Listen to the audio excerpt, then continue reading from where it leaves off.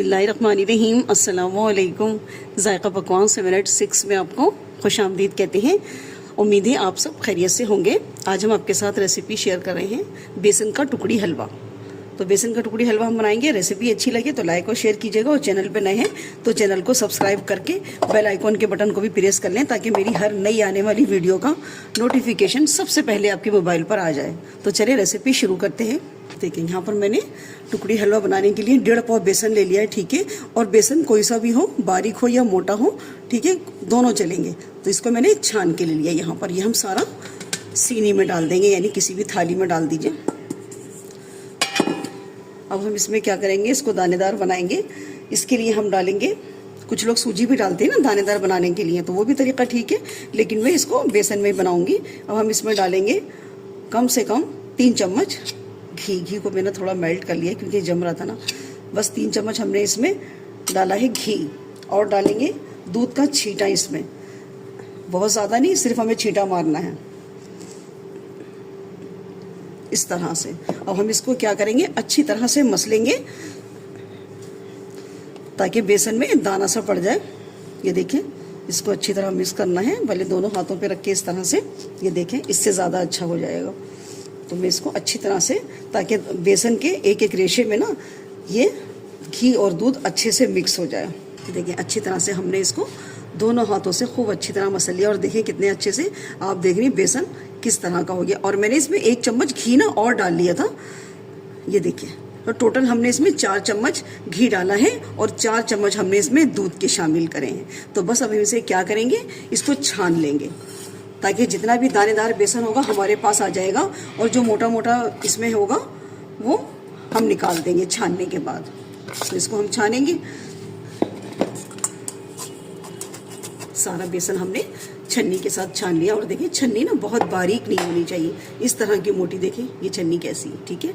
तो ये जो भी कुछ बच गया है ना, इसको हम फेंकेंगे नहीं, ये बेसन सही है। जब हम घर का आटा गूंदेंगे ना, तो इसके अंदर थोड़ा सा पानी में भिगो दूंगी और आटे में डाल के इसको गूंद दूंगी। देखिए, और बेसन देखिए, ये देखिए माशाल्लाह कितना अच्छे से हमारा बेसन दानेदार बनके तैयार हो गया है। देखिए सबसे पहले हम यहाँ पर इसका शीरा पकने के लिए रख देंगे हल्की आंच पर। तो मैंने 1.5 पाव बेसन के लिए 1 पाव चीनी ली है। आप चीनी में कम और ज़्यादा अपनी पसंद के हिसाब से रख सकते हैं।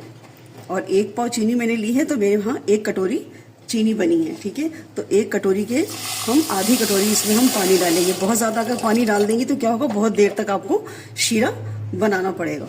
तो बस इसको हम हल्की आंच पे रख देते हैं, और दूसरी तरफ हम बेसन को रोस्ट कर लेते हैं। यहाँ पे हम बेसन डाल देंगे, और मैंने फ्लेम ऑन कर दिया है। अब बेसन की हम अच्छे से खूब भुनाई करेंगे।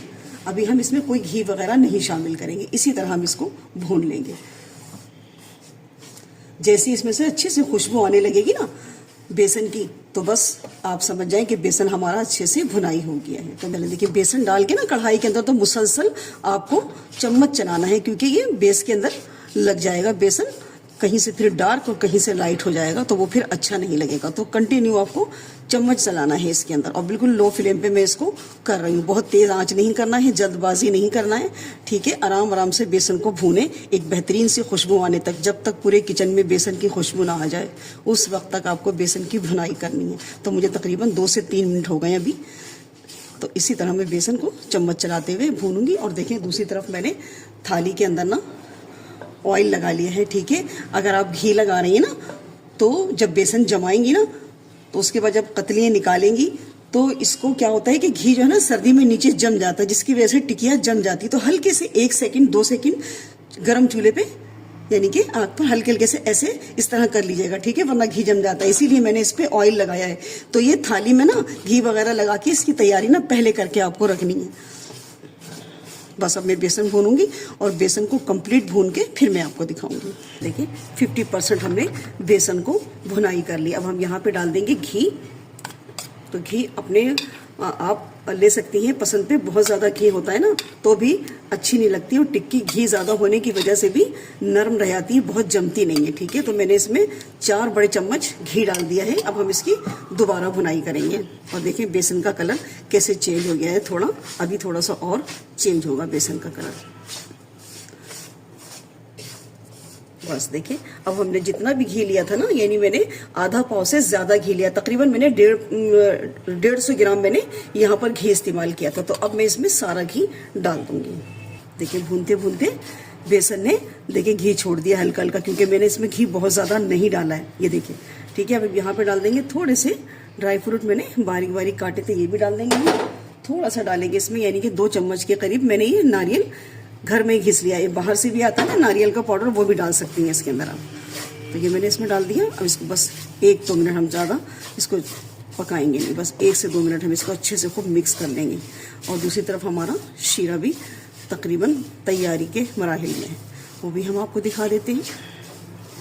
बस अब मैं जिसमें बेसन है ना, इसका चूल्हा मैं अब बंद कर रही हूँ। और यहाँ पे मैंने शीरा भी देखें यह है, और शीरे के अंदर हम डालेंगे इलायची। 3 इलायची थी, इसको मैंने कूट लिया है। आप चाहें तो इसमें इलायची का पाउडर भी शामिल कर लें। और एक अच्छा कलर देने के लिए बेसन के हलवे को हम यहाँ पे फूड कलर डालेंगे। ये बिल्कुल ऑप्शनल है, आप चाहती हैं तो डाल दें, वरना स्किप कर दें। बस इससे क्या होगा, बेसन का कलर थोड़ा सा ना अच्छा आ जाएगा। बस इसको भी पकाएंगे हम हल्का सा, जब तक हमारा ये शीरा है ना चिपचिपा सा ना हो जाए, यानी कि हम फिंगर से इसको टच करेंगे ना तो चिपचिपा लगना चाहिए। मैं भी आपको दिखाती हूँ 1 से 2 मिनट के बाद। देखिए शीरा हमारा यहाँ पे पक गया है, हम चेक कर लेते हैं एक दफ़ा। ये देखिए कितना आहिस्ते गिर रहा है, एकदम रनिंग नहीं है। ठीक है, थोड़ा सा चेक कर लेंगे इसको हम।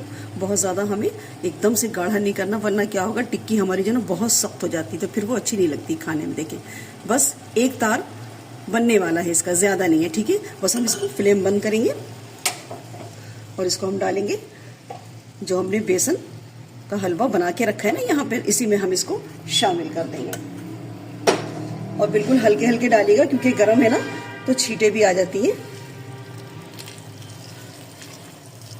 और डालने के बाद हमें इसे फौरन क्या करना है, मिक्स करना है जल्दी जल्दी इसको।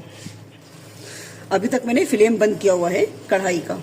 देखिए अच्छे से हमने इसको 1 मिनट तक खूब मिक्स कर लिया। ठीक है, क्योंकि शीरा बहुत गर्म था, फ्लेम मैंने ऑन नहीं करा, बिल्कुल उसी गर्म शीरे में मैं इसको पका रही हूँ। देखिए बस इसी पॉइंट पे हम चलते हैं, इसको थाली में जमा लेते हैं। देखिए जो हमने घी लगा के थाली रखी थी ना, उसी के अंदर हम इसमें थोड़ा सा डाल देंगे ड्राई फ्रूट जो हमने काटे थे बारीक बारीक, ये डाल देंगे। थोड़ा सा डाल देंगे इसमें कोकोनट जो हमने घिस के रखा था, ये भी इसमें डाल देंगे। अगर है तो ज़रूर डालिएगा, क्योंकि खाने में ना जब आप हलवा खाएंगी ना ये टिक्की वाला, तो बहुत मज़े का लगता है ये सब डालने से। बस इसी में क्या करेंगे, हम अपना जो हमने पका के रखा है मिक्सचर, ये हम इसमें शामिल कर देंगे। बस इसको अच्छे से खूब इसमें सेट कर देंगे। मोटी टिक्की अगर आपको जमानी है तो छोटी थाली रखिएगा, उसमें मोटी टिक्की जमेगी। अगर थोड़ी सी पतली जमानी है तो आपको बड़ी थाली का इस्तेमाल करना पड़ेगा। इसमें मैं सब जमा दूँगी। बस अच्छे से इन्हें सेट कर दें। एक दफ़ा थाली को इस तरह हल्के हल्के से हिला दीजिए, तो खूब अच्छे से जहाँ जहाँ खाली होगा अच्छे से वहाँ पर बेसन चला जाएगा। बस अब जल्दी से क्या करें, इसके ऊपर थोड़ा सा कोकोनट डालें। ड्राई फ्रूट जो काट के रखे हमने वो डालेंगे इसके अंदर।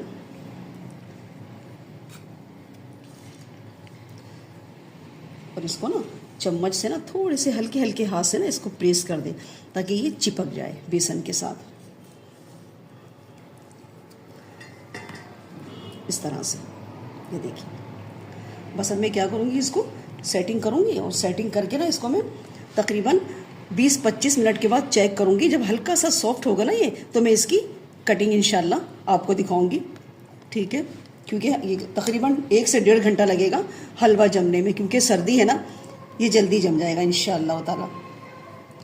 तो बस मैं इसको इसी तरह काउंटर पे छोड़ दूँगी। देखिए इसको मैंने 30 मिनट के लिए, यानी कि आधे घंटे के लिए भी रखा है, और थोड़ा सा ये सॉफ्ट है। तो बस अब हम इसकी ना कटिंग कर लेंगे। ज़्यादा सख्त हो जाएगा तो फिर इसकी कटिंग नहीं होगी, तो मैं कटिंग कर लूँगी इसकी। और इसके बाद में तकरीबन आधे घंटे इसको और रखूँगी, और बहुत अच्छा सा ये सेट हो जाएगा माशाल्लाह। अभी अच्छा खासा सेट हो गया है। तो आप जिस शेप में भी इसको काटना चाहें, स्क्वायर में काट लें, डायमंड शेप में काट लें, जो आपको इजी लग रहा है। तो मैं इसको डायमंड शेप में काटूंगी। कटिंग भी हमने कर ली है। और अब हम इसको क्या करेंगे, दोबारा आधे या पौन घंटे के लिए इंशाल्लाह रखेंगे। फिर मैं इसका फाइनल लुक दिखाती हूँ, कहीं मत जाइएगा, मेरे साथ रहिएगा। देखिए इसको मैंने आधे घंटे में मैंने कटिंग की थी ना, आपको दिखाया था। उसके बाद भी मैंने इसको 1 घंटा रखा है। और दोबारा इस पर एक लाइन एक और मार लीजिए, एक दफ़ा और छुरी। ये देखिए माशाल्लाह अच्छे से हमारा हलवा जम के तैयार हो गया। तो मैं साइड से निकालना शुरू करूंगी इसको।